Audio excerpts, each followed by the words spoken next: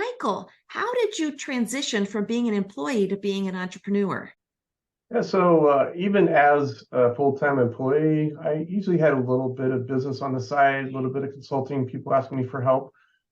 My main job was my focus, but I always, had some little side projects. And then a few years ago, I just decided to do it full time, mostly because I was tired of commuting. It's a long drive around here, so said, hey, let's see if I can make this work, and decided to do it full time. So many entrepreneurs are like that. They're in their job, and for whatever reason, they're not satisfied. I don't know how many people are commuting nowadays. I think there's a lot more work from home, but there's still lots of reasons to start a new business. And we're seeing that so much today, that people are switching from a job to a business. And so I'm so glad to have you here today. This is the Fearless Climbers Business Show, and I'm your business coach and host, Kathleen Reese-Jubinville. Today, I'm talking with Michael Daehn, the website guy of Websites by Michael Daehn. Michael, thank you so much for being here today. Thank you. My pleasure. So I'd love to hear a little bit about who your ideal client is. Who do you love to work with? So ideally, I help people with their websites. I have a background in marketing, but websites are really important. So really helping small business owners with that. And, I can do a lot of different kinds of websites, but what I really specialize in is helping people that have a longer sales cycle. They're building those relationships, probably using some content marketing, maybe a blog or books or things like that. I'm really good at helping to design the site around that, helping people get that information from you, which also usually you're going to get their email address when they download something, and then setting up some follow-up campaigns so you can start to build that relationship with people. So that's the ideal client for me. I think I work really well with folks that's the main need that they have.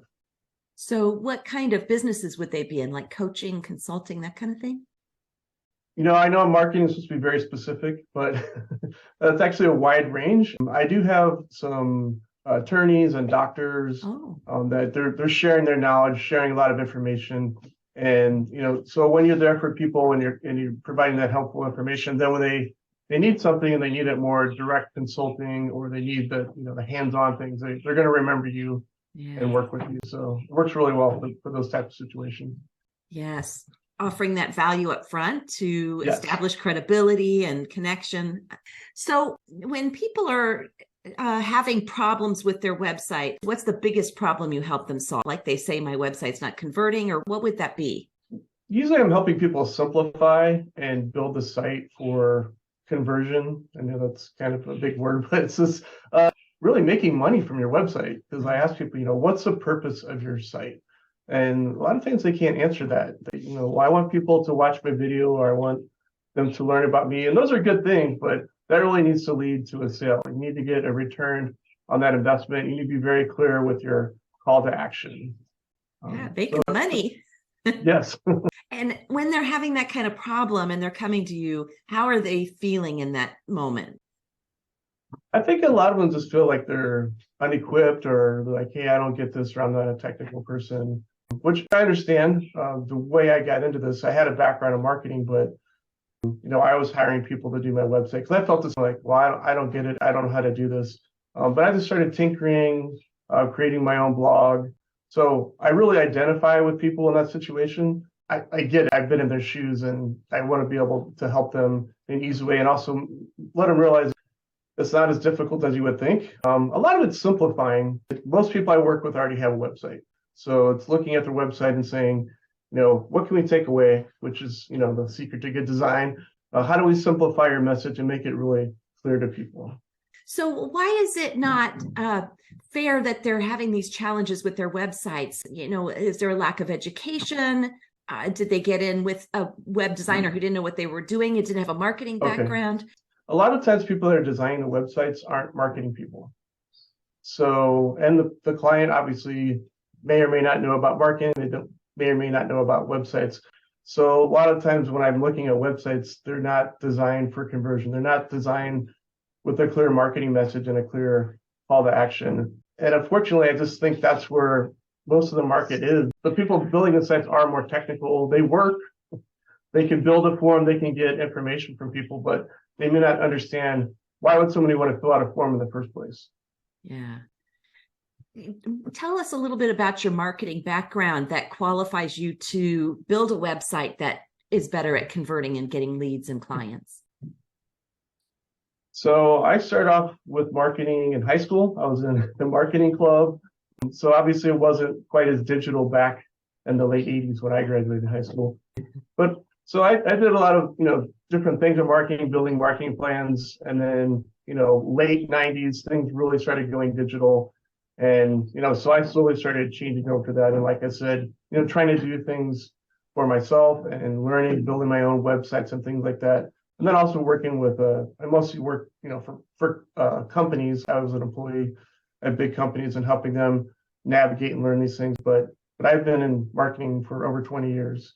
And then on the digital side, since around 2000, really working more heavily in that. Worked for my first website development company in 2000. I remember I had my first website and it was just to establish a presence. The goal wasn't to make money from it really as a service provider. If you're selling a product, that's different. But as a service provider, it was just, okay, yeah, you have a website, somebody can look you up. This was all before social media too. So you didn't have a presence anywhere but your website. So, okay, you're a legitimate business, you have a website, and that was about it. It really didn't have any additional purpose. What are some of the changes that you've seen over the last 20 years in the digital marketing world? Yeah, that's a good point. My family owns a restaurant. So in the late 90s, I built them a website, mostly because I could, I knew how. Wasn't really sure where that was going. They didn't even know why I built a website for them. But if you look at today, a big way people find restaurants is through the internet, through their website. Obviously, review sites are huge if you are a local business and have a service.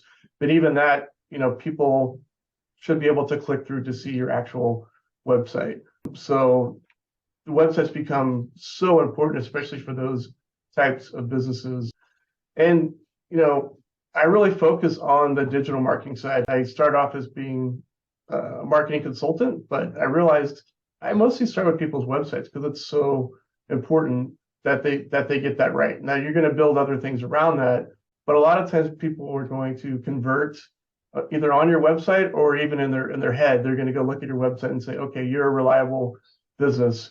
Over 40% of people are going to look at your website before they do business with you. And that includes whether it's small business or your target. People go on the target website, look around, and then go buy it in person. So you might not even realize that people have looked at your website. Maybe you meet them in networking. Most of my clients come through one-to-one interactions or Zoom or networking. But they do look at your website to see, are they credible? Are they professional? Do they have testimonials, things like that? And then they're going to contact you in person. So what would you say is your best piece of advice for a new business owner? Have that clear call to action. I mean, in your business, but especially on the website. And that's one of the things I'll do, like a free website audit with people looking at their current website. And I really hammered that home. What's your call to action? What's that CTA? And if you look at the website, it should probably be a button. If you look at my website, there's big red buttons that say get your free website makeover. And again, that's because that's how I actually start that relationship with people. And eventually that's how I get paid. So the call to action really should be around, how do you make money? Is it for people to buy a product, to contact you, to set an appointment? Whatever it is, you really want to try to get people to that main call to action. Now, they might not do that right away, or maybe they get in your email list or things like that. And those are actions, but your primary call to action is that one that's going to support your business and make you a profit. What's your website, Michael, in case they want to sign up for that audit? michaeldaehn.com. So I understand you also have a free resource for people to download. How can they get that? So, I do offer that website audit, but also on my website, you can download. Actually, all of my books are available for free, but one in particular, my latest one, is Elements of a Great Website. So how to design your site to get more customers. A lot of times when I do that audit, I tell people up front, I'm going to be critiquing your website. It could be a little painful. I wouldn't like that if you did it to my website. That would be uncomfortable. But also, once we kind of go through and say, here are some issues, well, what do I do? What do I have on my homepage? I have an about page. What do I put there? My call to action, how do I formulate that? Should I have more than one? All those things are covered in that book. These are best practices. And again, it's just things I've seen over the years, what really works for people, what's effective and what is ineffective, and trying to guide people. Ideally, these are the things that you want to have on your site. Well, that's fantastic, Michael. Well, thank you again for being here today. I feel like you've just brought so much great information for people, and I encourage you to go to michaeldaehn.com and check out his free resources. And then, of course, be sure to follow or subscribe so you don't miss any of our small business success strategies, and click on the links below for more helpful free resources.